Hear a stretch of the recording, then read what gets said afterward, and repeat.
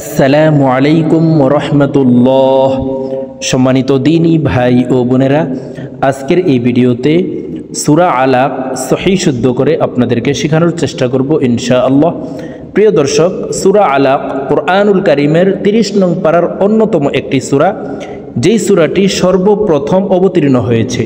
তো সূরাটি আপনারা অনেকেই পারেন, আবার অনেকেই সহিহ শুদ্ধ করে পড়তে পারেন না।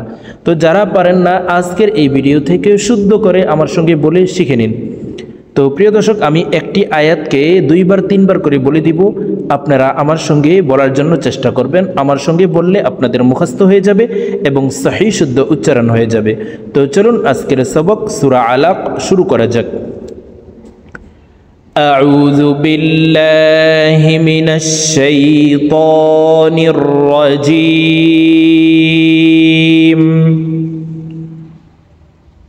بسم الله الرحمن الرحيم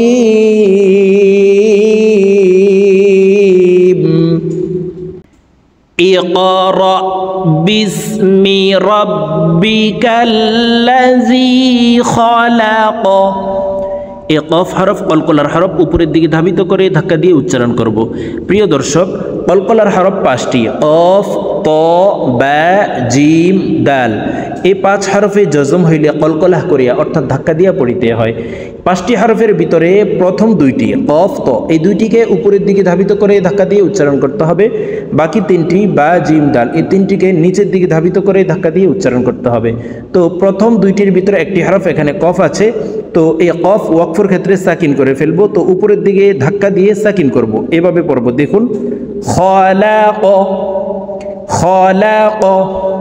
সম্পূর্ণ আয়াত দেখুন, ইকরা বিসমি রাব্বিকাল্লাযী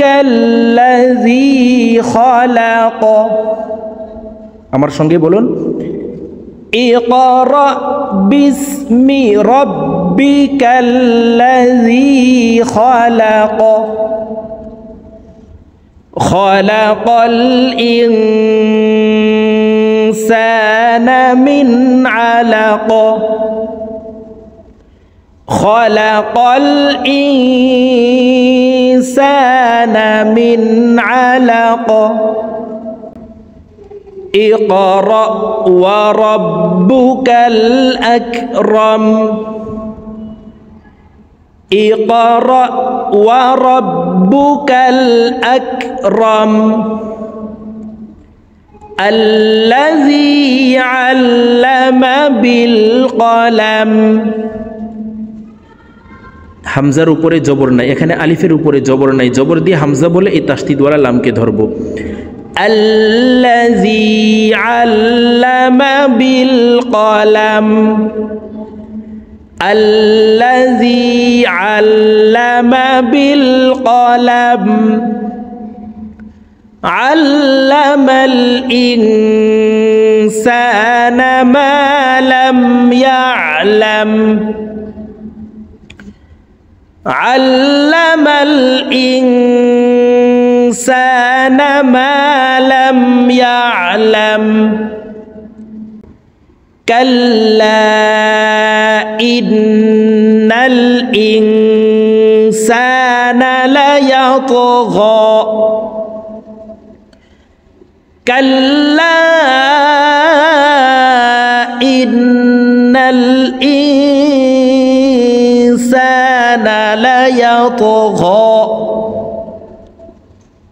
أن رآه استغنى. أن رآه استغنى. أن رآه استغنى. إن إلى ربك الرجعى. إن إلى ربك الرجعى. أرأيت الذي ينهى. أرأيت الذي ينهى عبدا إذا صلى عبدا إذا صلى أرأيت إن كان على الهدى أرأيت إن كان على الهدى أو أمر بالتقوى أو أمر بالتقوى أرأيت إن كذب وتولى أرأيت إن كذب وتولى ألم يعلم بأن الله يرى ألم يعلم بأن الله يرى كلا لئن لم ينته كلا لئن لم ينته لنسفعا بالناصية لنسفعا بالناصية ناصية كاذبة خاطئة ناصية كاذبة خاطئة فليدع ناديه فليدع ناديه سندع الزبانية سندع الزبانية سندع الزبانية كلا لا تطعه واسجد واقترب। প্রিয় দর্শক, সূরা আলাকের এই ১৯ নং আয়াত সিজদার আয়াত। আপনারা যার যার জায়গা থেকে এই আয়াতটি পড়ে সিজদা দিয়ে নেবেন।